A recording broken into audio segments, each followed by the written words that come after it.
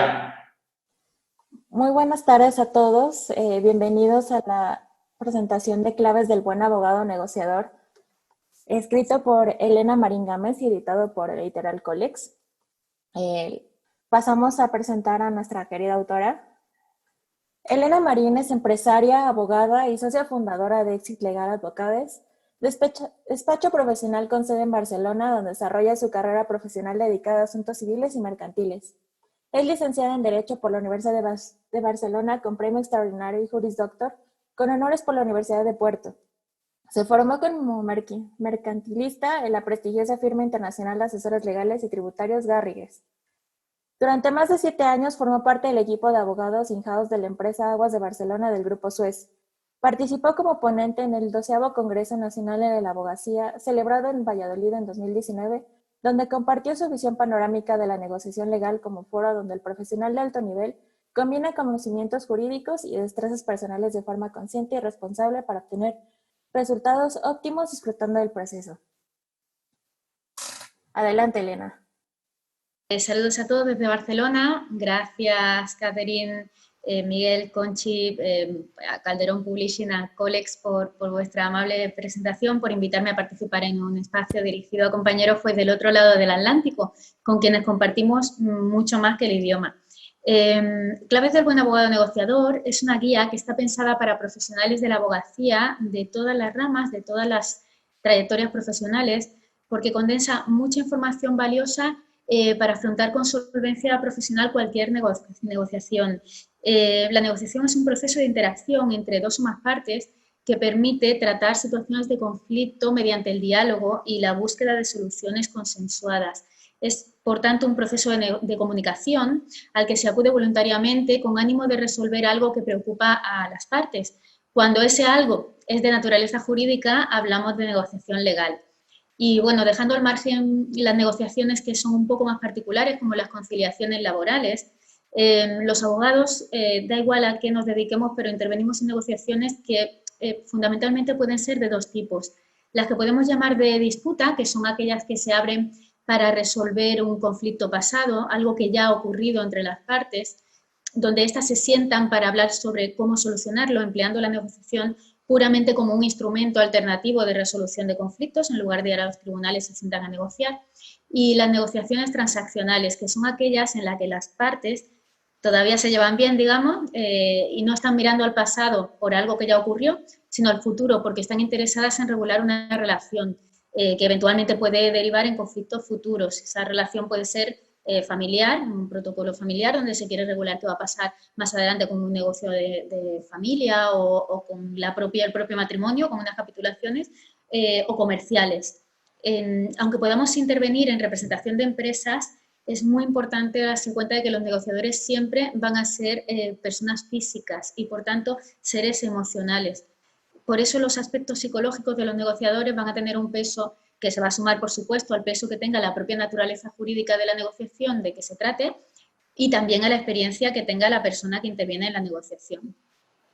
Por tanto, el peso específico de un negociador va a ser mayor cuanto más conocimientos tenga, cuanto mejor desarrolle sus habilidades psicológicas y cuanta más experiencia práctica acumule. Por eso, claves de buen abogado negociador, lo divido en 3 bloques, ¿no? La primera parte, la dimensión teórica, desarrollo del concepto, los elementos, los métodos de negociación, los tipos de negociadores que podemos encontrar, las fases de una negociación en el ámbito jurídico, que generalmente bueno, pues no están escritas, no están reguladas en los ordenamientos, pero ya la práctica va configurándolas, ¿no? Y lo que diferencia una negociación legal de cualquier otra negociación, qué se puede hacer, cómo argumentar, cuál es nuestro rol como abogados. En el ámbito jurídico, tradicionalmente, el litigio ha sido la fórmula por antonomasia para resolver conflictos, pero ahora nos vamos dando cuenta desde hace ya unas décadas de que tenemos quizá que ir pasando de un método en el que la confrontación va por delante, ¿no? Y la agresividad del negociador, para ir hacia métodos colaborativos.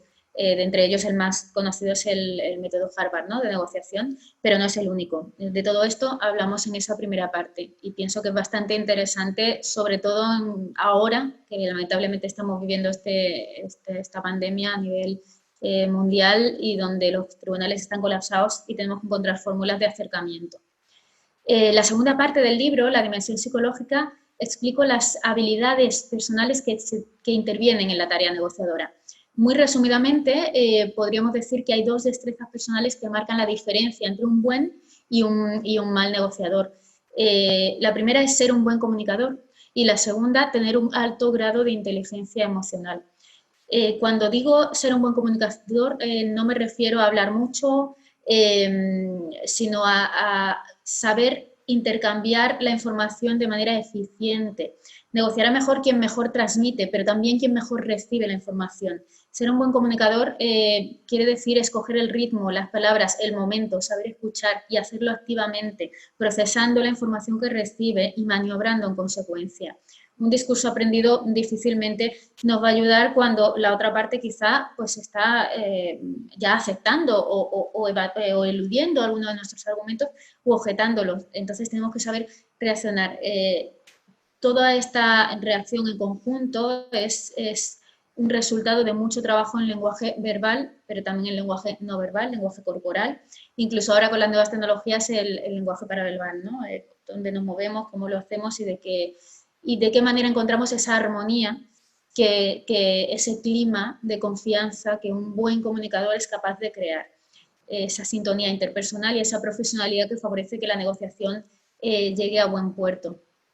Y tener un alto grado de inteligencia emocional, que era la otra destreza que os comentaba del buen abogado, de buen negociador en general, no solamente para los abogados, pero en el caso de los abogados quizás se hace más patente porque el conflicto que muchas veces se trata o el problema o lo que se está negociando suele ser de mucha importancia para el cliente. La inteligencia emocional consiste en dos vertientes, ¿no? En conocerse y controlarse internamente, ser asertivos, ser creativos también, ser capaces de mantener la calma, de superar bloqueos, de responder con agilidad a las propuestas de la otra parte, ser flexibles a los imprevistos que puedan surgir, no tomarse las cosas en el plano personal. Somos profesionales y tenemos que saber estar, obviamente si sucede algo que requiera pues, que se haga un receso o que se paren las negociaciones pues, para volver a centrar el tiro, por supuesto todo esto está permitido, no somos robots. Pero es que además la inteligencia emocional no es solamente autocontrolarse en ese sentido humano que explicaba, sino en saber manejar las reuniones, el espacio, el tiempo.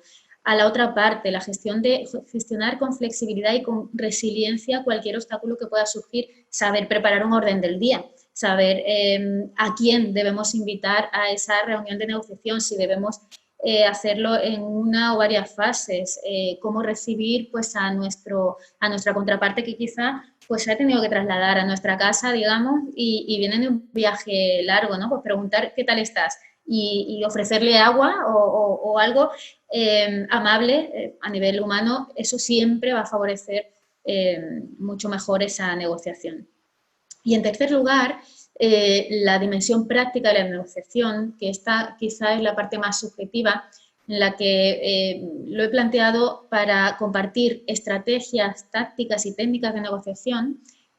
Hablo de la persuasión, de cómo incidir en procesos de toma de decisiones, en la forma de minimizar la adopción de decisiones erróneas o precipitadas, identificando nuestros sesgos perceptivos, nuestros sesgos cognitivos, que al fin y al cabo nos afectan a todos y a veces es inevitable, pero por lo menos conociéndolos sabemos cómo frenar esos impulsos o cómo provocar los impulsos en la otra parte, que a veces también a veces conviene.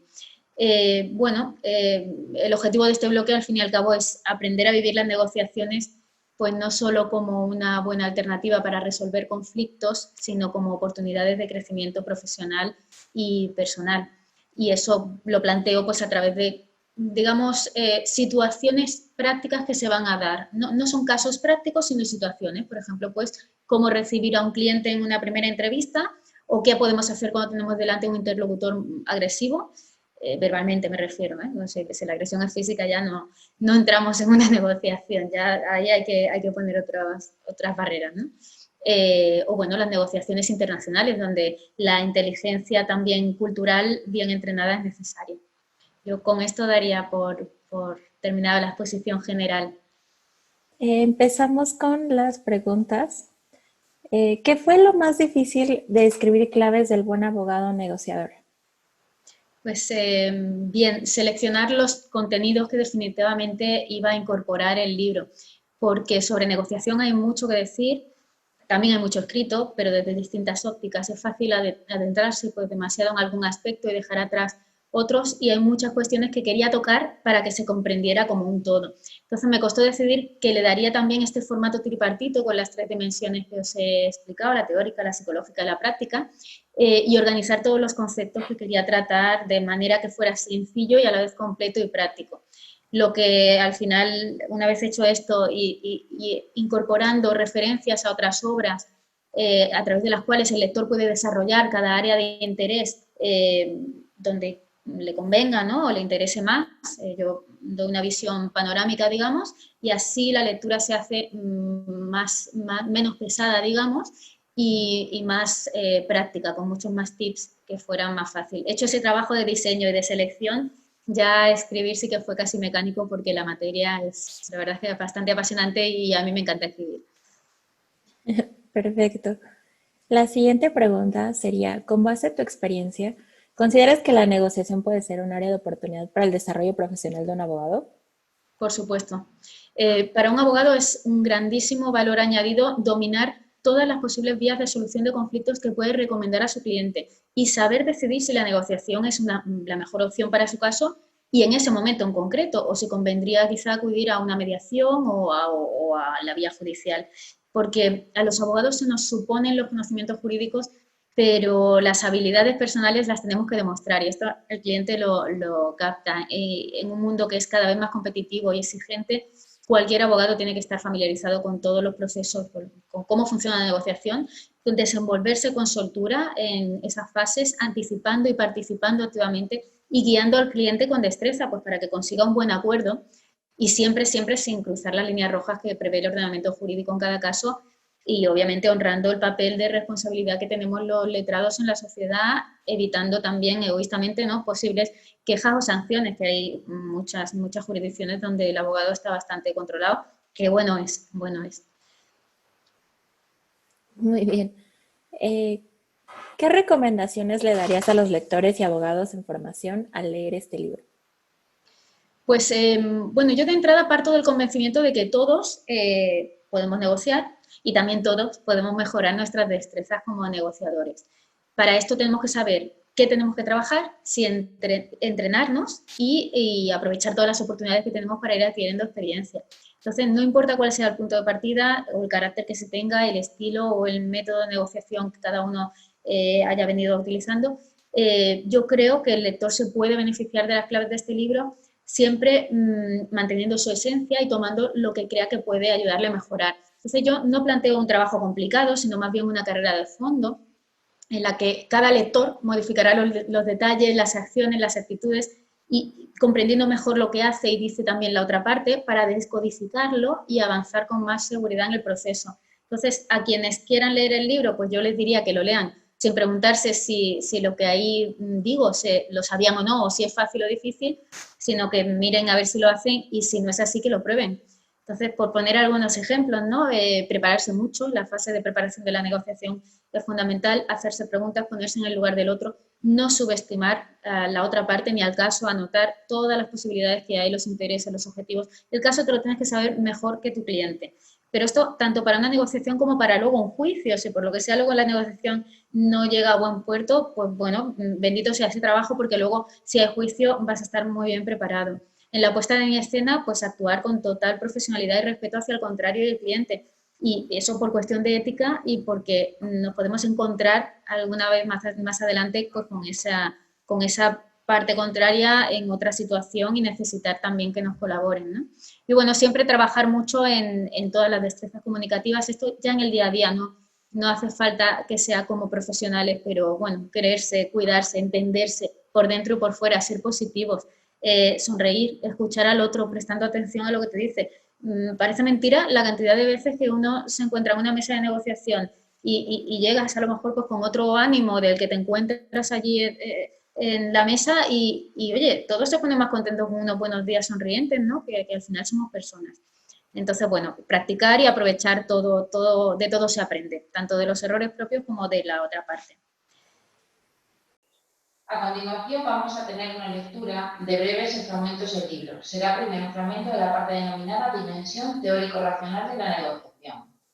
Posteriormente se verá un fragmento de dimensión psicológica y social de la negociación. Y por último se verá un fragmento de cuestiones teórico-prácticas. Esta lectura la hará Catherine Calderón, social media, manager de Calderón Publishing. Adelante, Catherine.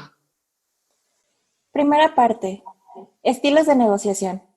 Alineado con los modelos de negociación y las formas de afrontar el conflicto, tradicionalmente se ha hablado de negociadores duros y suaves, lobos o corderos. Al negociador duro le interesa ganar a toda costa y no le importan las consecuencias a futuro. Podemos decir que es cortoplacista, es inflexible y agresivo y usa las tácticas típicamente asociadas a modelos de negociación de corte adversarial, es decir, de confrontación, desgaste y presión, como la ofensa, el engaño o el ultimátum. El negociador suave es complaciente. Se le suele denominar relacional, porque prima la buena relación sobre sus propios objetivos. Suele ceder rápido y evita el conflicto.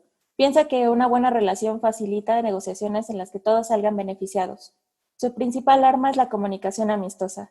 Obviamente, en la vida real ni los malos son tan malos ni los buenos son tan buenos. En un momento dado, todos podemos ser percibidos por el otro como lobos o como corderos. Richard Shell distingue entre 5 estilos negociadores según la actitud que adoptan las personas frente al conflicto. El estilo negociador de cada persona es una combinación de varios de ellos. Los vemos. 1. Acomodaticio. Consiste en aceptar la posición de perdedor, al menos inicialmente, cediendo primero, para después avanzar posiciones y establecer una relación que ofrezca beneficios a futuro. Para las personas con este estilo negociador, es importante preservar la relación y por ello dan a la otra parte lo que desean como inversión a medio y largo plazo. 2. Complaciente o negociador por compromiso. Quien adopta este estilo suele llegar a acuerdos superficiales en un intento de resolver los conflictos solucionando los problemas de su interlocutor. Se ofrece lo que resulte suficiente para cumplir objetivos, aunque no se consiga un acuerdo completo. Esta fórmula puede resultar útil cuando el factor tiempo corre en contra, pero implica el riesgo de que la otra persona no sea complaciente y las sesiones del primero caigan en saco roto cuando el interlocutor también es complaciente. Devolverá el favor y el problema quedará resuelto. 3. Elusivo.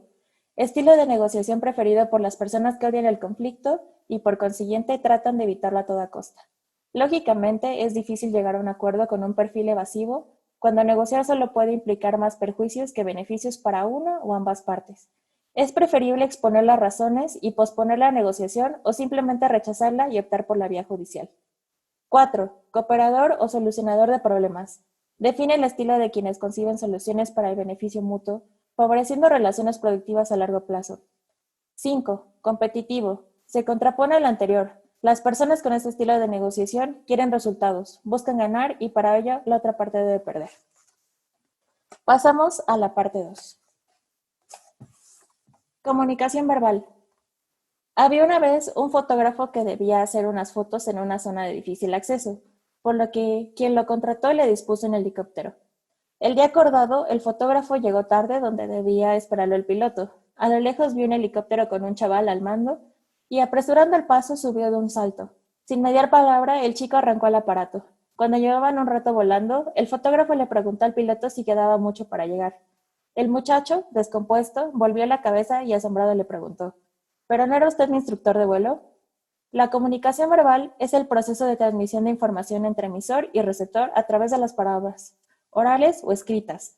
Consiste en manifestar con palabras el pensamiento, decir y prestar atención a lo que se oye, escuchar. Para comunicarse no basta con hablar, emitir palabras y oír, percibir con el oído los sonidos, sino que los interlocutores deben ser capaces de seguir la conversación, entendiendo al otro y haciéndose entender. Una mala comunicación verbal preconiza el fracaso de cualquier negociación, ya que se sucederán los malentendidos y con mucha probabilidad las partes serán incapaces de alcanzar un acuerdo. El buen comunicador se expresa con un lenguaje sencillo y claro, habla lo justo y en positivo, sin prisa, señalando lo importante y recapitulando. Un error muy común es abrumar al interlocutor con largos argumentos excesivamente intelectuales, aburridos, repetitivos. Sin perjuicio de lo anterior, el estilo del lenguaje es indicador del grado de poder interpersonal del negociador y sus recursos sociales y determina la fuerza dialéctica de su discurso. Las personas que disponen de mayor diversidad léxica son percibidas como más competentes, más efectivas y menos ansiosas. La otra cara de la comunicación verbal es la escucha activa, una habilidad que nos abre una fuente valiosísima de información. Los comentarios de los otros nos desvelan sus intereses y preocupaciones. No desperdicies la ocasión de escuchar al otro estando más pendiente del próximo qué dirás, que de sí realmente será necesario decirlo. Estos son los errores más habituales que impiden una escucha de provecho. Percepción selectiva. Es un mecanismo de nuestra mente para filtrar la información según nuestras expectativas y emociones. Escuchamos lo que queremos o nos conviene, levantando una barrera frente al interlocutor que impide que la comunicación fluya con naturalidad. Lecturas de mente. Nos ponemos el gorro de adivinos e interrumpimos constantemente al otro, avanzándonos a lo que quiere decir antes de que acabe las frases. Etiquetar. Proyectamos sobre el otro aquello que nuestros prejuicios nos informan y filtramos su mensaje a la luz de esa proyección. Pasamos a la tercera parte. Persuade con las palabras y con el cuerpo. Espero no defraudar a nadie si digo que no hay una fórmula mágica universal de persuasión. Ello se debe a que cada persona es distinta. Por tanto, para persuadir primero hemos de conocer mínimamente al otro. Al efecto, emplearemos una estrategia consistente en dejar que la persona a la que quieres persuadir influya en ti para luego incidir tú en ella. Por lo tanto, el primer paso hacia la persuasión consiste en dejarte persuadir por tu interlocutor. Escúchalo, observa sus métodos, identifica su sistema de representación sensorial, visual, auditivo o kinestésico, y detecta la lógica que emplea. Irónicamente, mostrarle al otro que lo escuchamos y lo entendemos nos permite persuadirle, puesto que ahora está más confiado y nosotros lo hemos decodificado. Entendemos sus intereses y podemos adaptar nuestro discurso a sus necesidades. El mero proceso de escuchar con genuina curiosidad y mostrar entendimiento que no conformidad promueve una comunicación fluida, fortalece las relaciones y maximiza el valor de intercambio. El segundo paso es pasar a la acción. Comenzamos. Cuida tu imagen y tu lenguaje corporal. No es la primera vez que menciono la importancia de cuidar nuestra imagen, exterior e interior. Lo hice en el capítulo dedicado a las fases de la negociación, cuando tratamos la primera impresión, y nuevamente el capítulo dedicado a la comunicación mediante el lenguaje no verbal. Los seres humanos nos sentimos más cerca de quienes percibimos similares a nosotros. Por eso nos resultará mucho más fácil mover al otro a hacer aquello que queramos que haga si nos considera afín a él. Adecúa en la medida de lo posible tu apariencia y forma de hablar, gestos y ritmos a los suyos. Sin darse cuenta lo tendrás más cerca de aceptar tus puntos de vista. Piensa en la forma de vestir de varios líderes políticos de distintas inclinaciones. Se diferencian bastante. Con ello tratan de transmitir cercanía a sus votantes, quienes se identificarán más con unos que con otros, por muchas razones. Pero algo irracional les hará sentirse más cómodos a través de la apariencia. No quiere decir que carezcas de estilo propio, pero siempre puedes elegir diferentes colores. Traje de corte más clásico o más moderno. Cambiar de peinado o elegir un reloj u otra según la ocasión. No se trata de fingir, solo de adaptarte un poco a tu interlocutor. El posicionamiento y el lenguaje corporal es también un elemento sugestivo. Por ejemplo, cuando eliges sentarte justo enfrente de tu interlocutor en una negociación, automáticamente te pones en confrontación y el mensaje enviado al inconsciente es que somos enemigos. En su libro de negociación, Brian Tracy defiende que hay mejores posiciones para llegar a un acuerdo. Para facilitar el negocio, recomienda disponer de una mesa redonda o sentarse en la esquina opuesta al interlocutor, no enfrente, en diagonal. Las manos también transmiten mensajes. Los brazos abiertos con las palmas de las manos hacia arriba son un símbolo universal de sinceridad. Empléalo.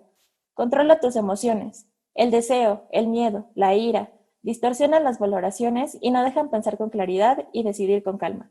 Distánciate de aquello que pueda afectarte en ese sentido. Haz un receso si es necesario y después vuelve a la mesa. Evita que la otra parte perciba, a través de tus gestos, que te urge cerrar un acuerdo. Por contra, puedes conseguir que la otra parte reformule su oferta si cuando la escuchas te agitas, figuradamente, como si sufrieras al conocerla, pues le transmitirás la posible ruptura de las negociaciones y deseará evitarla. Las señales del otro nos dicen si nuestras técnicas de persuasión están funcionando o no. Si observas que tu interlocutor te escucha con los brazos cruzados, parece señal de que está rechazando tus argumentos. Prueba a darle algún objeto, un documento o un bolígrafo, para obligarlo a abrir sus brazos. Si efectivamente, tal y como predica la programación neurolingüística, Cuerpo y mente están absolutamente interconectados. Con la apertura gestual abrirás su mente y lograrás que te escuche con menos reparos. Gracias. Muchas gracias a Elena y Catherine por su exposición. Gracias a todos ustedes por su atención en esa presentación. Recuerden que las claves del buen abogado negociador están a la venta en Calderón Publishing y en el stand virtual. Gracias y disfruten de la lectura.